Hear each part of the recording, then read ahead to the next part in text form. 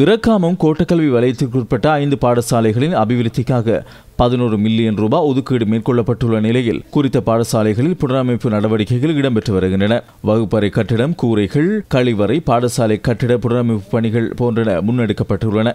நன்னீர் மீனவர்களின் வாழ்வாதாரத்தை மேம்படுத்தும் நோக்கில் 2 மில்லியன் ரூபாய் நிதி திகாமடுள்ள மாவட்ட பாராளுமன்ற உறுப்பினர் மஞ்சுள ரத்நாயக்கவினால் ஒதுக்கப்பட்டுள்ளது. முதல் கட்டமாக இறக்காமம் குளத்தில் 44,500 ரூபாய் பெறுமதியான மீன் குஞ்சுகளை விடுவிக்கும் செயற்பாடு இடம்பெற்றது. அது தொடர்பிலான நிகழ்வு இறக்காமம் பிரதேச செயலாளர் SM ரம்ஜான் தலைமையில் இடம்பெற்றது. மட்டக்களப்பு கல்வி வலயத்திற்குட்பட்ட மயிலம்பாவலி ஸ்ரீ விக்னேஸ்வரா வித்யாலயத்தின் 80வது ஆண்டு நிறைவை முன்னிட்டு ஒழுங்கு செய்யப்பட்ட நடைபவனியும் கௌரவிப்பு நிகழ்வும் சிறப்பாக நடைபெற்றது. பாடசாலை பழைய மாணவர் சங்கத்தினால் ஒழுங்கு செய்யப்பட்டிருந்த குறித்த நிகழ்வில் காப்போத்த, சாதாரண தர மற்றும் உயர்தரத்தில் சிறப்பு சித்தி எய்திய மாணவர்கள் கௌரவிக்கப்பட்டனர்.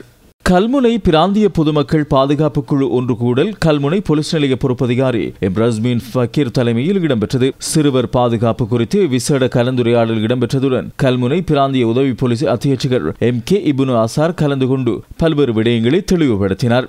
சமுர்த்தி அபிவிருத்தி திணைக்களத்தின் 30வது ஆண்டு நிறைவை முன்னிட்டு சம்மாந்துறை பிரதேச செயலக சமுர்த்தி பிரிவினால் ஒழுங்கு செய்யப்பட்ட பாடசாலை மாணவர்களுக்கான வீதி போக்குவரத்து ஒழுங்குகள் தொடர்பிலான பயிற்சி மற்றும் மரநடுகை நிகழ்வு சம்மாந்துறை மத்திய கல்லூரியில் இடம்பெற்றது.